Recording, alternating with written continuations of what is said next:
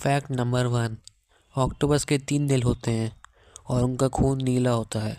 जब octopus swim करता है तो उसका दिल थक जाता है, इसलिए उसे चलना ज़्यादा पसंद होता है। Fact number 2। इंसान के शरीर का सबसे मजबूत मसल ज़बान होता है।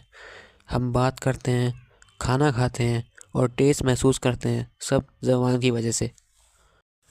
Fact number 3। हनी यानी शहद कभी ख़राब नहीं होता। हज़ारों साल पुराना शहद भी खाने लायक होता है, इसलिए इसे नेचुरल प्रिजर्वेटिव भी कहा जाता है। Fact number 4। हम सपने सिर्फ सोते वक्त नहीं बल्कि आंखें खुली होने पर भी देखते हैं, जिसे डे ड्रीमिंग कहा जाता है। Fact number 5। बटरफ्लाई अपने पैरों से टेस्ट करती है, न कि मुंह से। उनके पैरों में टेस्ट सेंसर होते हैं।